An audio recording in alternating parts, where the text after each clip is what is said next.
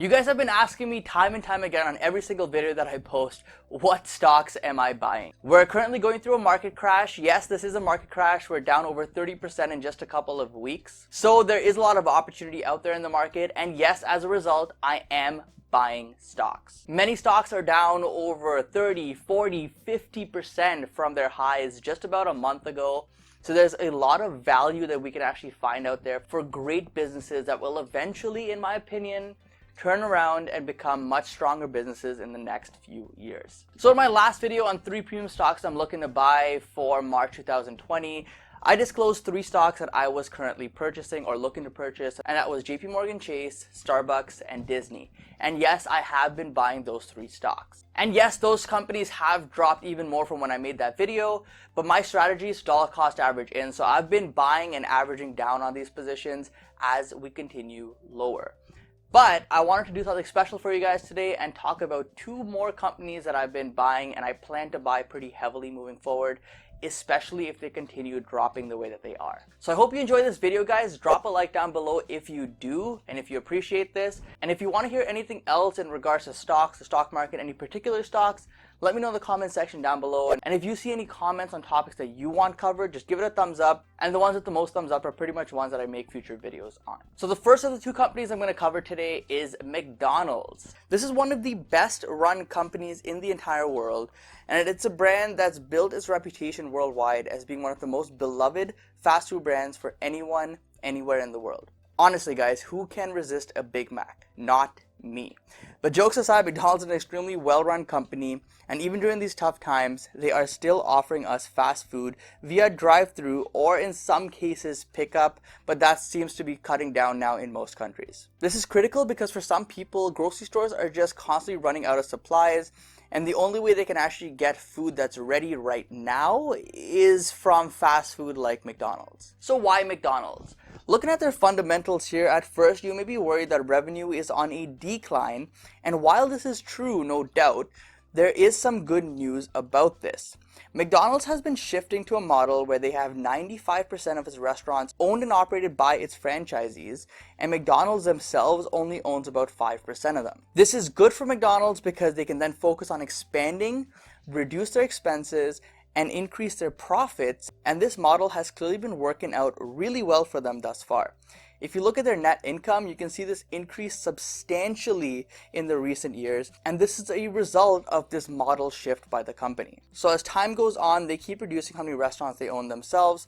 Their revenue will drop as a result because now they don't realize that revenue from those restaurants anymore. But their profits continue going up and their expenses keep going down, and I am absolutely loving it. Now, McDonald's is also one of the strongest dividend stocks in the entire world. McDonald's is at a current price of around $140.49 a share as of recording this video, which gives us a yield of 3.37%, and this has grown over the last 43 consecutive years with an average growth rate of over 7% year over year. This means that every year McDonald's gives you a 7% raise on your dividends just for holding the stock. And McDonald's isn't one of those companies that goes on sale very often. In fact, looking back at the last 10 years of this chart, you can see the stock corrects nearly 20% when it pulls back. And even during the last recession, the stock pulled back around 32%. And just this past week, we saw McDonald's down 44% from its highs. And you have to understand that this is extremely rare for this business. Yes, of course, that this time is different, and McDonald's will feel the hurt here from a lot of people self-isolating and not actually going outside to purchase fast food. But you gotta remember, the company is still open for drive-thru. There are still people going to McDonald's to pick up food from their drive-thru, and they are still earning revenue here during these tough times. You also got to remember that this is a worldwide company, so in other countries, they're actually still operating like usual. Maybe they've also closed their dining room experience in those countries, but they're still definitely pulling in revenue. But regardless, do I really think that McDonald's as a company is going anywhere anytime soon? Looking at their brand, their presence, and their balance sheet, I think McDonald's will hurt in 2020, but long term, this company will be absolutely fine. Looking at their brand, presence, and balance sheet, I think that this company will hurt in 2020, but over the long term, they will be absolutely fine. And I already stressed to you guys that seeing this company down 44% is extremely rare. So I am not going to be one to miss out on this opportunity here, and I am going to keep buying McDonald's at these prices. And this is why McDonald's is the first of the two stocks that I've actually been buying quite a bit recently. And I think that this brand will come out of this stronger.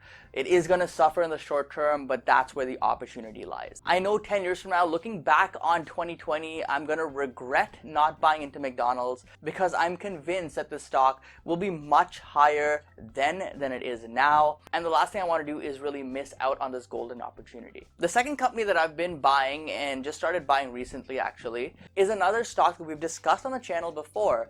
And if you've watched this video here where I said that there are 5 stocks that I would buy at the right price, if you haven't watched it, go back and watch it after this video. The stock that I'm about to talk about is on this list. I'll also tell you that there's another stock on here that I've already started buying. So that's 2 stocks out of these 5 I currently own. 2 other ones I'm very close to buying, but then the 5th one I'm kind of still waiting on the sidelines here because I'm not fully convinced that this is a good value for it. So out of those 5 companies, I'm about to disclose which one I've actually started buying. And if you want, just for fun, take a guess in the comment section down below as to what the other stock that I've started buying is as well out of these 5. But anyways, today I'm going to disclose to you guys that the second stock I've been buying along with McDonald's is Visa. Visa, like McDonald's, is a well-respected behemoth of a company. It's so large and so well known that I don't even have to talk about what the company does because as consumers, we most likely have at least one of their products. Now, the good thing about Visa is that they actually operate credit cards that don't actually carry debt themselves. They just make money from a portion of the transaction itself. This is such a smart model and one I think could make Visa one of the top 5 largest companies in the world at some point. So why Visa? Look at this data here. It's so smooth, so consistent, and as an investor, just gets me excited at the thought of owning a business like this. Every segment that I look at for this investment is on fire. Free cash flow in the last 2 years has been absolutely exploding. And just as an FYI, Visa brings in over $12 billion in free cash flow a year. Similar to McDonald's, Visa is also a dividend stock. However, their track record thus far isn't as impressive, but they are set up to become one of the longest lasting dividend growth stocks in the future. Their yield right now is tiny, sitting at less than 1%, but look at the other stats. They have 11 years of growth, 20 years of compounded annual growth rate for the dividend in the last 5 years, and a payout ratio of under 20%. Visa is set up for success, and any dividend growth investor would be looking at this stock at current prices. Now, during the last recession, Visa actually went public, but it lost over 50% of its value shortly after. But since then, brace yourself, the stock has climbed from a bottom of $10 per share and hit a peak of $210 per share, which is absolutely mind-boggling returns in just a decade. Currently, the stock is down 35% from its highs, and based on my valuations, is currently undervalued here. It has been holding relatively well and is moving more or less with the market, but when we do see the light at the end of the tunnel, I think Visa is going to be one of the first companies to benefit as spending will start to pick up once again. And that kind of brings me to the risks here with owning Visa right now. Now with McDonald's, we already talked about the risks. The risks are, of course, that people are staying home, so they're not going to get as much traffic going into their stores, especially since their dining room and takeouts are closed. And Visa is in a similar situation because they once again rely on consumer spending. And right now, as a lot of us are on lockdown, it's not as easy to spend money as if you just go outside, go to the local mall and just kind of buy something on the spot with your Visa card. But the good thing for Visa is that the world has been on a shift in the last few years to pretty much online first, and a lot of people are comfortable buying things online now. This includes buying things on Amazon. This includes buying things like food delivery, so you can get food delivered. This includes maybe purchasing games while you're locked down here. A lot of purchases are done online these days, and Visa benefits from this because they still take a portion of that transaction for themselves. But don't get me wrong, Visa is of course going to take a massive hit here because consumers aren't out and about. When you're out and about, you're typically spending a lot more. But just like McDonald's, I think this is a stock to hold for the long term And looking back 10 years from now, you're going to regret not owning Visa at under $150 per share. I don't believe that Visa is going anywhere because their model is pretty much set up for extreme success. And you can see this with the amount of money that the company has and the amount of money that they bring in on a yearly basis. Here's a quick snapshot of their balance sheet, assets, and liabilities. And you can see that Visa is sitting on over $14 billion in cash. So like I said, cash is not a concern at all for this company. Maybe they will use this opportunity to make some acquisitions. Maybe a company like Square is one they can purchase. Who knows? But one thing that I do like about Visa is that they are a technology-focused company. They really put a lot of focus on building a strong balance sheet like we can see here. And they will optimize their business to take advantage of technology. As many of you know, I have owned Visa in the past, and I bought it during the 2018 dip at around $120 per share, and then later sold it at $160 per share, only to watch it rise to over $200 per share and regret my decision on selling it. The sole reason I sold that was because I believed it couldn't go any higher, but I underestimated the company and the stock.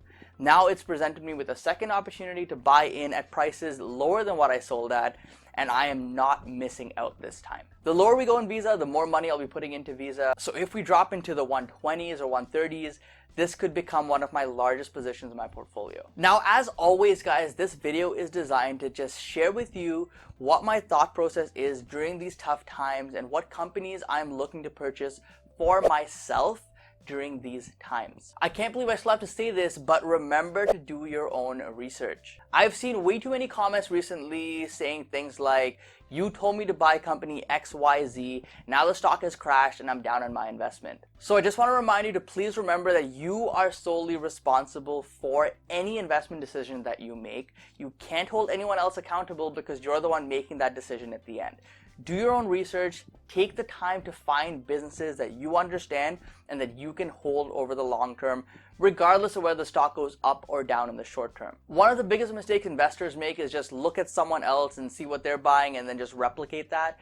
And that's typically a recipe for disaster because when the stock does eventually go lower, which it will at some point, you lose confidence in that investment and you end up selling at a loss. So all I can tell you is use your own brain, use your own judgment here, and make your own decision when it comes to investing. And honestly, this will result in you being a lot more comfortable with your investments, even if it goes down 50% or something like that. If you understand the business and you believe in it over the long term, you'll be buying at those 50% discounts to lower your cost basis.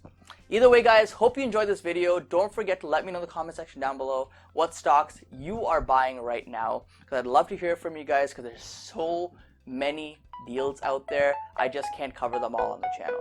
Thank you so much for watching. Don't forget to invest positively, and I'll see you in the next one.